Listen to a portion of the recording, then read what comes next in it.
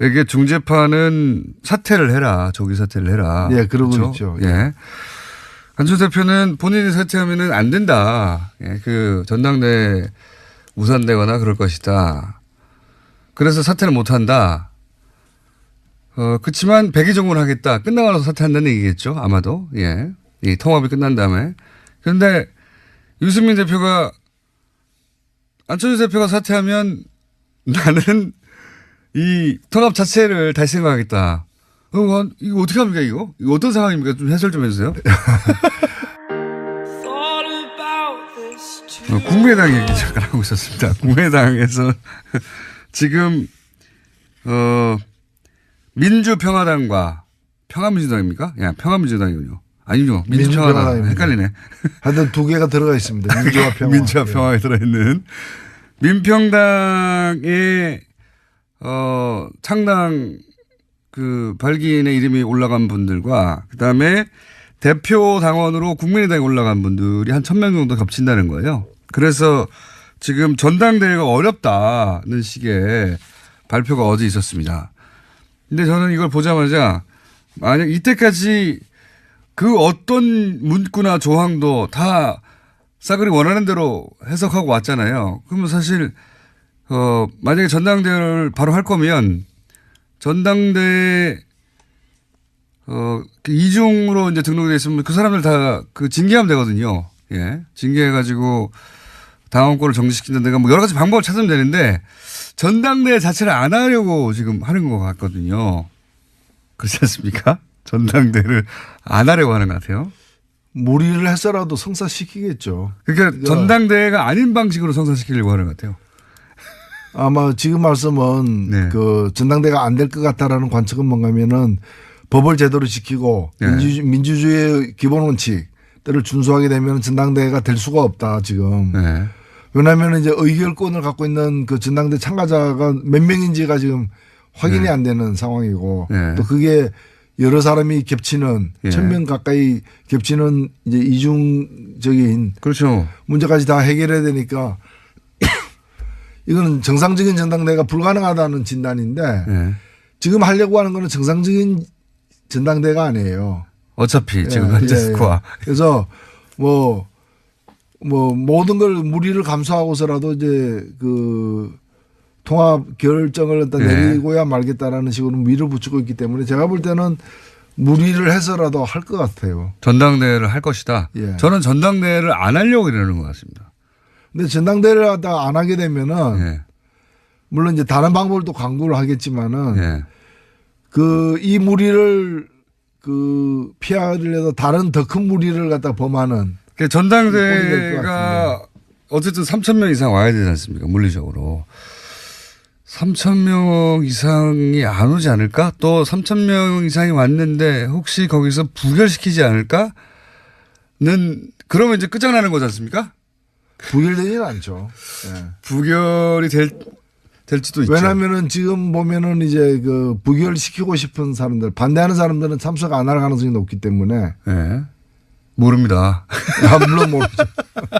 그래서 그런 리스크를 안고 하느니 저쪽은 이미 분당해서 당 만든다고 하는데 뭐 전당대회까지 할 필요 있어 이렇게 위험 감수하면서 전당대회가 안 하고 할 방법을 찾아봐. 저는 거기서 나오는 전당대회 안 한다에 제가 500원 걸어보겠습니다. 아 그렇습니까? 네. 예, 돈이 많으시군요. 물론 상상할 수 없는 일인데 예. 지금까지의 이 어떻게든 통합을 시키겠다고 하는 드라이브의 강도로 볼 때 전당대회조차 어떻게든 해가지고 저는 방법이 떠오르지 않아요. 떠오르진 않는데 이때까지 안 될 거라고 했던 걸 다 방법을 찾아왔지 않습니까? 예. 23곳의 비디오 중계 이런 거로 상상할 수 없었던 창의적인 방식으로 해철해 나왔기 때문에 또 헤쳐나가지 않을까. 하여튼 정치라는 게 이제 국민들에게 대한 이제 교육 효과도 사실 있는 건데 민주주의 이렇게 하면 안 된다 이런 걸 이제 시리즈로 계속 보여주고 있는 상황이죠. 이건 어떻게 보십니까 지금? 안철수 대표에게 중재파는 사퇴를 해라. 조기 사퇴를 해라. 예, 그러고 그렇죠? 있죠. 예. 안철수 대표는 본인이 사퇴하면은 안 된다. 예, 그 전당대 무산되거나 그럴 것이다. 그래서 사퇴를 못 한다. 그렇지만 백의종군을 하겠다. 끝나고 나서 사퇴한다는 얘기겠죠. 아마도. 예. 이 통합이 끝난 다음에. 그런데 유승민 대표가 안철수 대표가 사퇴하면 나는 이 통합 자체를 다시 생각하겠다. 이거 어떻게 합니까, 이거? 이거 어떤 상황입니까? 좀 해설 좀 해주세요. 예, 일단은 그 이 중재파라고 불리우는 5명 혹은 6명 정도 되는 분들이 어느 쪽으로 힘을 실어주는가가 굉장히 중요하죠. 중요한 순간이 되어버렸습니다. 그분들의 마지막 요구가 그분들은 계속해서 이제 그 안철수 대표가 이 사태에 대한 책임을 지는 의미에서 사퇴를 갖다가 하는 것을 최소한의 조건이다. 이제 이렇게 주장을 해왔는데 원래는 이제 전당대회 전에 사퇴하는 거였어요. 요구가. 근데 그게 안 받아들이니까 요구를 약간 바꿔가지고 전당대회에서 왜냐하면 이제 사퇴할 용의가 있다. 다만 내가 사퇴하면 통합 자체가 어그러질 수 있다. 이게 이제 안철수 대표의 주장이었기 때문에 그러면 통합하자마자 사퇴하라. 그렇게 바뀌었는데. 뭐 결혼식 끝나고 물러가라 뭐 이런 거죠. 그렇게 하니까 이제 그걸 받아들였어요. 일단은 고 중재파와의 어떤 접촉에서는 그 받아들인 것 같아요. 그리고 이제 근데 그게 대해서 이제 유승민 대표가 그러면은 이제 이건 난 다시 생각하겠다. 이 결혼을 뭐. 다 나가리 뭐 이런 상황이 되는 거죠. 왜냐하면 유승민 대표 입장에서는 그렇다면 본인이 예를 들어서 그 국민의당 쪽에서의 누군가 대표 나와야 되니까 대표는. 그럼 본인과 뭐 박주선 의원과 같이 쓴다든가 이런 상황은 본인은 받아들일 수 없다 이런 거겠죠. 지금. 그리고 거기는 지금 9명밖에 안 되지 않습니까? 물론 이제 국민의당이 몇 명이 참갈지는 여전히 미지수이긴 하지만은 국민의당보다도 3분의 1 이하로 적은 수기 때문에 그 이 통합의 파트너가 잘 버텨주지 않으면은 거기 가서 이제 묘하게 되는 상황이죠. 그래서 그리고 또 하나는 뭔가면은 안철수 대표는 물러났는데 왜 당신은 안 물러나냐. 이 얘기가 국민의당으로부터도 지금 나오고 있기 때문에 일부에서. 너도 물러나라고 하고 있죠. 그렇죠. 그래서 통합했는데 통합의 주역은 다 없어지는. 시너지도 안 난다 이런 생각인 것 같고. 이상한 상황이 되는 거죠. 게다가 이제 통합을 했는데 대표에서도 물러가면 그러면 국민의당 쪽에서 이 숫자가 많으니까 그 통합파 쪽에서 이 정당을 끌고 가버리면 바른정당은 보이지가 않지 않습니까? 바른정당은 보수의 기치를 내리면 안 된다고 하는 쪽인데 그러면 이제 실컷 통합했는데 이렇게 흡수된 걸로 보이거든요. 그렇죠. 바른정당 입장에서는. 그거는 싫다는 거죠 또. 뭐 바른정당은 여러 가지로 이제 자신감을 갖고서 임하고는 있지만은 지금 이제 이 문제가 마지막 남은 좀 쟁점이 된 것 같아요. 뭐 하루 사이에 아마 내일까지는 결판이 날 것 같은데. 굉장히 어려운 국면입니다. 제가 보기에는 풀기 쉽지 않아요. 저는 어렵지 않습니다. 강 건너 물입니다. 강 건너 불 아닙니까 지금? 불인 사연 같은데. 제가 볼 때는 그냥 물이죠. 그래요? 강 건너에도 물은 있으니까. 그럼 어쨌든 전당대회는 할 거라고 보시는 거죠? 전당대회는 이루어질 것이고 지금 사실 이거 멈추거나 후퇴하게 되면은 최악의 상황이 되기 때문에 차악을 택하는 그러니까 상처투성이의 통합이 이루어지는 그까지는 갈 것 같습니다. 뭐 그 통합이 얼마나 갈지 몇 개월을 갈지 아니면 올해를 넘길지는 가봐야 알겠습니다만은. 저는 전당대회 이해 방식으로 통합을 선언할 수도 있다. 그런 가능성이 열렸다 이렇게 생각합니다. 무리인데 그렇게 되면은 정말 굉장히 다이나믹한 상황이 되죠. 물론 제가 뭐 그렇게 큰 관심은 없습니다만은. 국민의당 이야기를 잠깐 하겠습니다. 이야기 별로 안 하고 싶어요. 근데 인기 아이템이라 이게 왜 그러냐면 이거 여기도 좀 웃기는 게 국민의당에서 지금 벌어지는 일은 사실 합당과 분열 과정에 못 보던 사태가 많이 나오고 그래서 있거든요. 인기 아이템이에요. 이쪽에 관심이 많다 이런 것보다 게다가 새벽 6시에 무슨 전당대회를 한다면서요. 뭐 이미 다 우리 방송으로 나간 이야기인데. 얼리버드 신드롬 아니야? 그러니까요. 그러니까 이 사람들은 보고 있으면은 재밌는 정치 쇼를 보는 것 같은 느낌 때문에 이게 그 인기 있는 아이템이에요. 그래요? 너무 웃기잖아요. 네, 그런데 우리를 너무 의식을 안 하는 것 같아, 관객들을. 그냥 막 하시는 것 아니 같아. 관객을 의식할 짬이 없는 거예요. 아, 그렇죠. 네. 네. 너무 급해서. 너무 예. 급해가지고. 근데 지금 이제 이야기 핵심은 쉽게 이제 정리가 되겠네요. 민주평화당에 20명이 만들어지느냐 마느냐. 아, 만들어지죠. 사후에라도. 사후에. 그거 왜 그렇게 되냐면 지금 중재파라고 나오는 분들 있잖아요. 중재파 5분이에요, 대개. 그런데 이 중재파 5분이 어디서 당선된 분들인지가 중요해요. 호남? 네, 한 분 한 분 보세요. 박주선, 김동철, 주승용, 황주홍, 이용호. 다 그러네. 다 호남이잖아요. 지금 이분들이 하고 있는 건 일반적으로 뭐 이분들이 뭐 다르실 수도 있죠. 근데 일반적으로 보면 몸값 올리기에 정통 코스를 가고 계세요. 안철수는 민주 세력이라고 생각하는 저쪽 분들이 입장에서 보면 유승민도 변절하는 거거든요. 네. 그쪽 지지가 빠져서 오는 경우도 있어요. 그럴 수 네. 있겠네요. 예. 그러니까 아주 정치를 되게 한편으로 희화시키고 한편으로 역동적으로 보이게 만드는 지금 흐름입니다. 이게 되게 개혁 쪽에서 통합 논의를 할 때는 가장 중요한 게 명분이거든요. 그렇죠. 안철수의 대규모 징계가 보는 코미디 있잖아요. 네. 사고는 자기가 쳤어. 거기 반발하는 사람들을 먼저 징계할 건 아니거든요. 네. 그 중재파가 좀 깝깝해하고 안철수에게 답답하게 느끼는 부분이 정말로 당신은 통합 작업 이후에 당대표 내려놓겠다고 했으면 네. 한 발짝 빨리 내려놓고 명분을 줘야 당 만들려고 나가는 사람들 입장에서는 멈칫하게 되는 부분이 있는데 그것도 안 해. 그 명분을 안 주니 반대쪽 사람들은 세게 나가는 거 아니에요, 밖으로.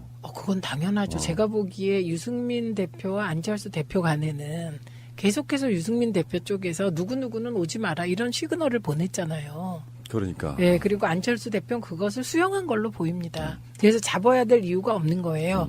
지금 안철수 대표가 잡으려고 뭐 애를 쓰는 건 그 5명.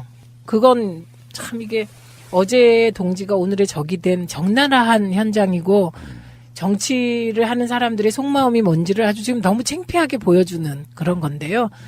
통합개혁신당 쪽이 교섭단체를 못 만들게 하는 게 지금 안철수 대표의 최대 목표가 되어버린 것 같은 느낌입니다. 그러니까 안철수의 착각과 저의 분석을 좀 더해드리면 안철수는 지금 마이너스의 정치를 하고 있는 거예요. 마이너스의 선. 혜성같이 나타나서 등장했을 때 국민적 지지율이라는 게 있었잖아요.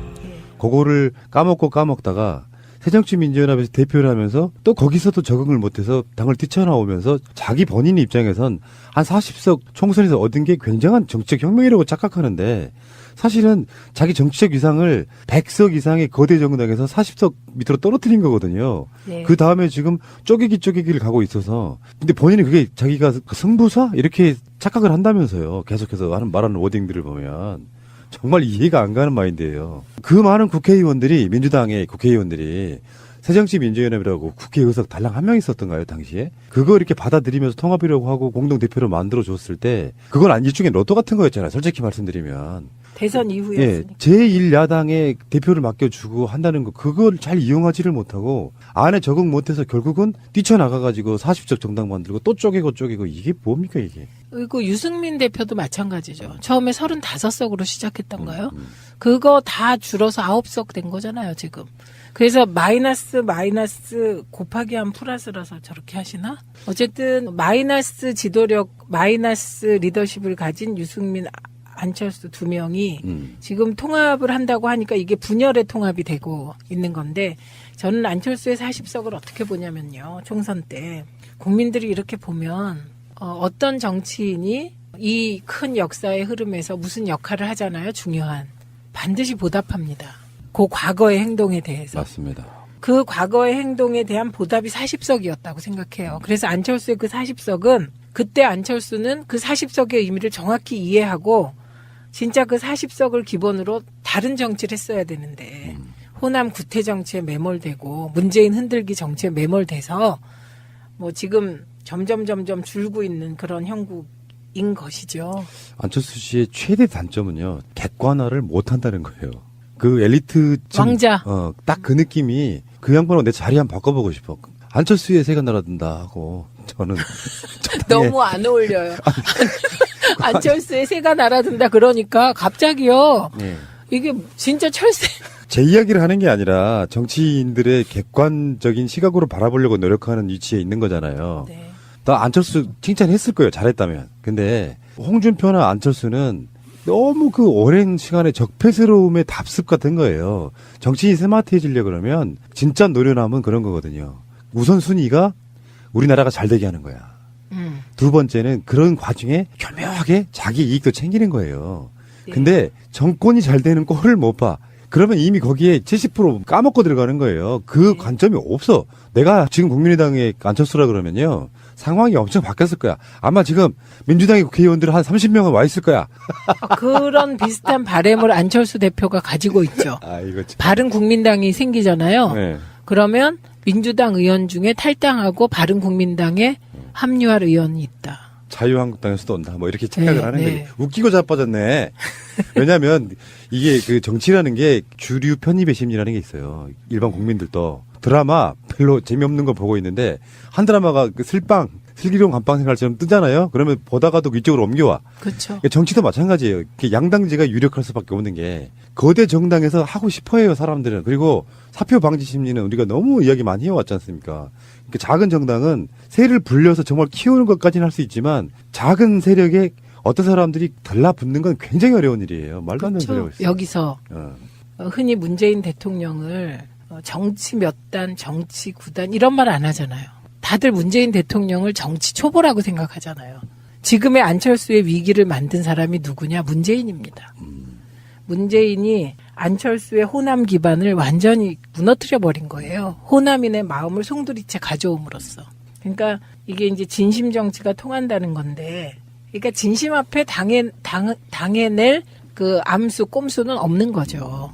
안철수의 위기는 지지 기반 붕괴의 위기거든요. 그렇죠. 그래서 청년 무당파층이 안철수에게서 등을 돌리고, 지역 기반도 없고. 예, 이제. 호남도 무너지고. 그러니까 기반이 없어요. 그러니까 지금의 그 국민의당 39석이 아무 의미가 없다는 걸 가장 잘 아는 사람이 안철수라는 거죠. 제가 알고 있기에요. 민주평화당 쪽 국회의원들이 우리 방송을 엄청 많이 들으시더만요. 맨날 그래요? 거의 매일 안철수 까는 방송을 하거든. 근데 박지원 의원님은 새날에 안 나오시나요? 한번 초대 한번 해보려고 그래요. 아, 예. 적은 동지잖아요. EJ. 자, 이런 관점에서. 그러니까 이게 뭐 정치적으로 중요한 흐름을 갖고 있어서 안철수에 관심을 갖는다기보다 나는 솔직히 말씀드리면요. 오늘이 처음에 이런 표현을 쓰는데 악인의 말로 관점에서 저는 바라보고 있습니다. 악인이에요. 아니 대선 조작 같은 거 순진한 얼굴로 그렇게 해대고 있었잖아요. 우리 초딩이라고 말하면 오히려 순진하게 보는 건데 악인의 말로 저는 보는 것 같아요.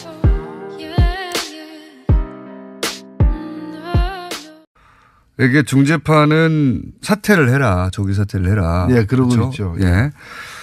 안철수 대표는 본인이 사퇴하면은 안 된다. 예, 그 전당대 무산되거나 그럴 것이다. 그래서 사퇴를 못 한다. 그렇지만 백의종군을 하겠다. 끝나고 나서 사퇴한다는 얘기겠죠. 아마도. 예. 이 통합이 끝난 다음에.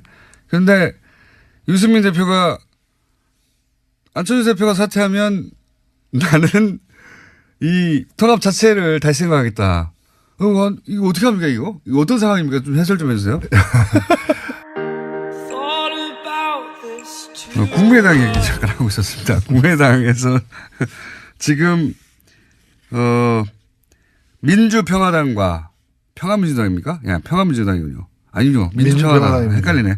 하여튼 두 개가 들어가 있습니다. 민주와 평화. 민주와 평화에 들어있는 민평당의 창당 그 발기인의 이름이 올라간 분들과 그다음에 대표 당원으로 국민의당에 올라간 분들이 한 1,000명 정도 겹친다는 거예요. 그래서 가까이 겹치는 이제 이중적인 그렇죠. 문제까지 다 해결해야 되니까 이거는 정상적인 전당대회가 불가능하다는 진단인데 네.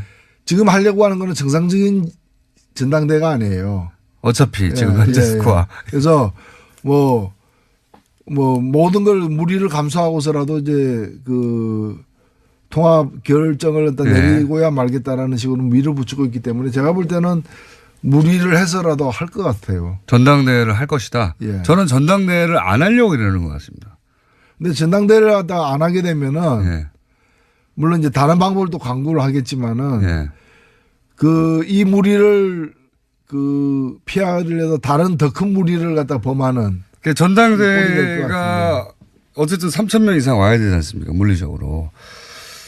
3,000명 이상이 안 오지 않을까? 또 3,000명 이상이 왔는데 혹시 거기서 부결시키지 않을까? 그러면 이제 끝장나는 거지 않습니까? 부결되지는 않죠.